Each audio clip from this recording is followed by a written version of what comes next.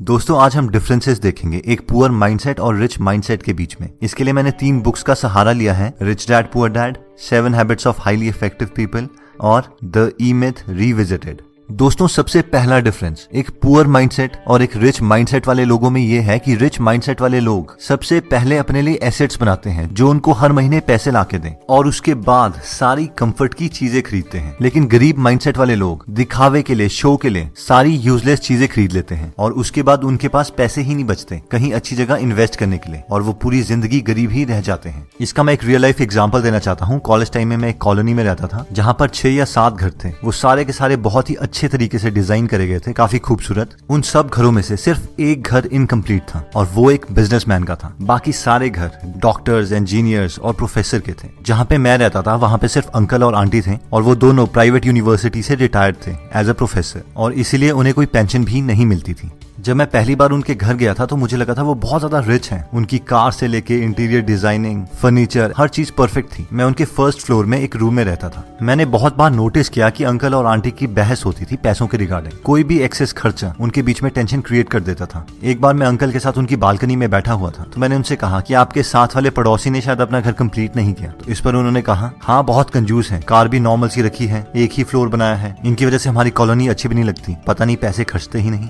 थोड़े महीनों के बाद मैं वहां से शिफ्ट हो गया था तो एक बार मुझे अंकल का कॉल आया और उन्होंने कहा कि अगर आपका कोई फ्रेंड है पीजी के लिए तो हमारे पास यहाँ पे वैकेंसी है, आप रेकमेंड कर दीजिएगा। मैंने कहा ओके अंकल। लेकिन मुझे ये बात अजीब लगी कि उन्होंने अगले ही दिन मुझे दोबारा कॉल कर दिया और उन्होंने मुझसे कहा कि क्या आपने किसी फ्रेंड से पूछा? तो मैंने कहा हाँ, लेकिन वो कह रहे हैं कि आपका पीजी काफी कॉस्टली है। तो उन्होंने कहा कि वो तो होगा ही, हम इतनी फैसिलिटीज जो प्रोवाइड कर रहे हैं। और फिर नेक्स्ट डे उनकी दोबारा कॉल आ गई और उन्होंने मुझसे कहा कि हम अपना प्राइस कम करने के लिए तैयार हैं, आप उन्हें यहाँ पे भेज दीजिए। लेकिन एक्चुअल में मेरे फ्रेंड्स के लिए वो प्राइस भी ज्यादा था और वो वहां नहीं गए। जब मैंने ये पूरी स्टोरी को रिच डैड पुअर डैड की थ्योरी के साथ कंपेयर किया तो मैंने ऑब्जर्व किया कि 1 सिर्फ वहां पे एक बिजनेसमैन का ही घर था जिसका एक फ्लोर बना हुआ था और 1-1.5 साल के बाद वही घर उस पूरी कॉलोनी में सबसे बड़ा था। उन्होंने 3 फ्लोर्स बना दिए थे और वो बहुत ही सुंदर बनाया था। सेकंड, अंकल ने होंडा सिटी रखी हुई थी लेकिन वो ट्रेवल स्कूटर में करते थे। हो सकता है वो अपने पैसे बचाने के लिए करते हों, लेकिन मैं ये जानता था कि बाहर से बेशक वो बहुत अमीर दिख रहे हों, अंदर से उन्हें पैसों की कमी थी जिसकी वजह से उनके और उनके वाइफ के बीच में बहस भी होती थी।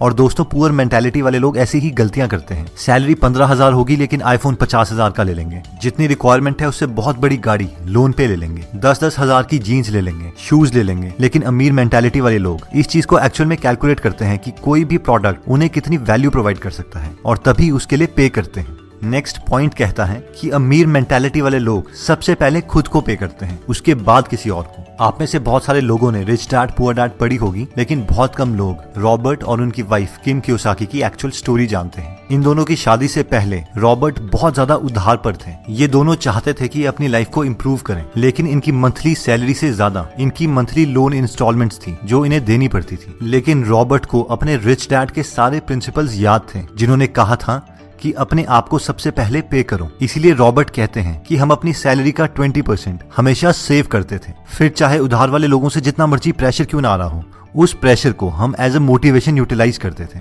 और एक्स्ट्रा काम करके इंस्टॉलमेंट्स के लिए पैसा इकट्ठा करते थे, क्योंकि ये जानते थे अगर ये पहले उधार देने लग जाएंगे और अपने लिए कुछ भी सेव नहीं करेंगे तो ये कभी भी अमीर नहीं बन पाएंगे। और बाद में इन्होंने अपने सेव करे हुए पैसों से ही बाकी इन्वेस्टमेंट्स करी और फाइनली मिलियनेयर बन गए।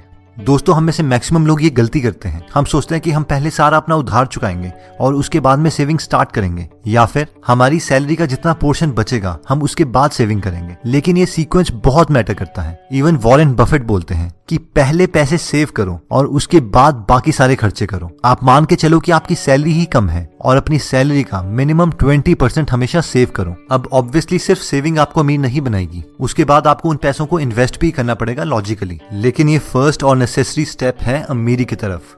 नेक्स्ट पॉइंट कहता है कि अमीर मेंटालिटी वाले लोग अपने स्किल्स को पूरी जिंदगी भर इंप्रूव करते रहते हैं। इसी प्रिंसिपल को 7 habits of highly effective people book में शार्पन द सॉ के नाम से बताया गया है। क्या आपने कभी ये नोटिस किया है कि बहुत कॉस्टली प्रोडक्ट्स की एडवर्टाइजमेंट कभी भी टीवी में नहीं दिखाई जाती? कभी भी फरारी वाले आपको टीवी में एडवर्टाइज करके ये नहीं बोलेंगे कि आप उनसे फरारी खरीद लो। ना ही कोई हेलीकॉप्टर की कंपनी या प्राइवेट जेट की कंपनी आपको अपना प्रोडक्ट दिखाने के लिए पैसे खर्च करेगी। लेकिन अब सवाल आता है कि ऐसा क्यों है? मैक्सिमम पॉपुलेशन तो टीवी ही देखती है। ऐसा इसलिए है क्योंकि ये लोग जानते हैं कि जो लोग इन प्रोडक्ट्स को एक्चुअल में खरीद सकते हैं वो अपना टाइम टेलीविजन में वेस्ट नहीं करते। ज्यादातर मिडिल क्लास मेंटालिटी वाले लोग graduation, post graduation, PhD, post doc कर चुके हैं, इसलिए वो सोचते हैं कि वो रेस्ट डिजर्व करते हैं और उन्हें कुछ नया सीखने की जरूरत नहीं है, और वो आराम से जॉब के बाद घर में आते हैं और टीवी देख के अपने को रिलैक्स करते हैं, क्योंकि वो सोचते हैं वो इस चीज को डिजर्व करते हैं। वैसे ही कहीं मिडिल क्लास बिजनेसमैन घर में आके आराम से सीरियल्स देखते हैं। नई चीजें सीखना उनके दिमाग में प्रेशर क्रिएट करता है, लेकिन रिच मेंटालिटी वाले लोग ये जानते हैं कि उन्हें अपनी स्किल्स पूरी जिंदगी भर इंप्रूव करते रहनी है। नई चीजें सीखना उनका पैशन है, ये चीज ही उन्हें रिलैक्स करती है। अगर हम बिल गेट्स का एग्जांपल लें तो वो माइक्रोसॉफ्ट से रिटायरमेंट ले चुके हैं, वो एक बिलियनर है, उन्हें कुछ करने की जरूरत नहीं है, लेकिन फिर भी वो हर वक्त कोई ना कोई बुक पढ़ते हैं और अपनी सारी बुक्स के नोट्स अपनी वेबसाइट gatesnotes.com में डालते हैं। ये एक रिच मेंटालिटी का परफेक्ट एग्जाम्पल है, क्योंकि रिटायरमेंट के बावजूद बिल गेट्स अपनी वाइफ मेलिंडा के साथ एक फाउंडेशन चलाते हैं जिससे वो पूरी दुनिया की हेल्थ से रिलेटेड प्रॉब्लम्स में कंट्रीब्यूट कर रहे हैं। हम में से बहुत कम लोग जानते हैं, लेकिन इंडिया के हेल्थ प्रोग्राम्स में इनकी फाउंडेशन ने बहुत ज्यादा कंट्रीब्यूशन किया है। दोस्तों, नेक्स्ट पॉइंट कहता है कि आउटसोर्स। मैक्सिमम लोगों की जब जॉब लगती है तो उनकी ये मेंटालिटी होती है, भाई अब तो अपनी लाइफ सेट है, जिसका इनडायरेक्टली मतलब होता है कि मैं अब ग्रो नहीं करना चाहता, मैं इसी जॉब में रहूंगा। अब क्योंकि हम उसी जॉब में रहेंगे तो हमारी सैलरी सिर्फ इंक्रीमेंट और प्रमोशन से ही बहुत प्रिडिक्टेबल मैनर में ग्रो करेगी, जिसका मतलब ये है कि अब हम स्कार्सिटी माइंडसेट में आ जाएंगे, यानी पैसे बचाने के माइंडसेट में। हम हर चीज से पैसा बचाने की कोशिश करेंगे। बिजली का बिल कैसे बचाएं, खाने में पैसे कैसे बचाएं, पानी का बिल कैसे बचाएं, और बस पूरी जिंदगी इसी स्किल को इम्प्रूव करते रहेंगे। लेकिन अमीर माइंडसेट वाले लोग ये जानते हैं कि उनके पास 24 ही घंटे हैं और एक लिमिटेड विल पावर है, और अगर उन्हें ग्रो करना है तो उन्हें और लोगों की हेल्प लेनी पड़ेगी। इसीलिए वो अपने मैक्सिमम काम, जैसे कि खाना बनाना, कपड़े धोना, ड्राइव करना, इवन की ऑफिस के टेक्निकल काम, वो आउटसोर्स कर देते हैं और सिर्फ उन स्किल्स पे काम करते हैं जो बहुत रेयर और वैल्यूएबल हैं, ताकि वो और ज्यादा ग्रो कर पाए। इसके दो फायदे हैं, एक तो वो अपनी कंट्री की इकोनॉमी में बहुत कंट्रीब्यूट करते हैं,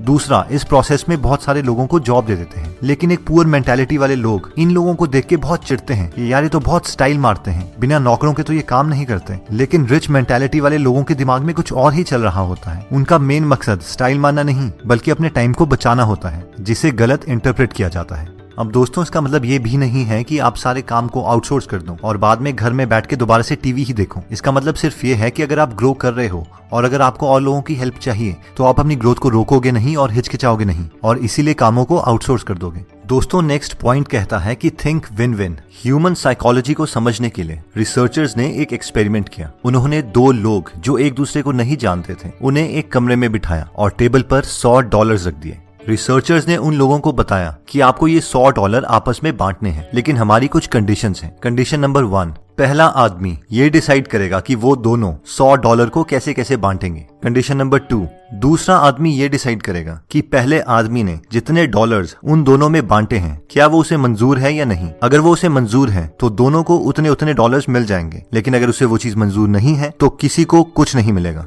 अब रिसर्चर्स ने एक पैटर्न देखा, अगर पहला आदमी $100 को $50 करके बांटता था तो दूसरा आदमी उसे एक्सेप्ट कर लेता था और दोनों को $50 मिल जाते थे। अगर वो 60-40 करके बांटता था तो भी दूसरा आदमी उसे एक्सेप्ट कर लेता था। लेकिन अगर पहला आदमी उसे 70-30 करके बांटता था तो दूसरा आदमी उसे रिजेक्ट कर देता था और दोनों को कुछ नहीं मिलता था। यानी ह्यूमन इमोशंस का टिपिंग पॉइंट 70-30 था। रिसर्चर्स ने ये एक्सपेरिमेंट बहुत लोगों में रिपीट किया, लेकिन ये नंबर 70-30 के आसपास ही आ रहा था। उसके बाद उन्हें लगा शायद $100 डेवलप्ड कंट्रीज के लिए कम है, इसलिए वो डेवलपिंग कंट्रीज गए और उन्हें भी सेम ही ऑफर दिया, लेकिन उसके बावजूद रिजल्ट्स सेम रहे।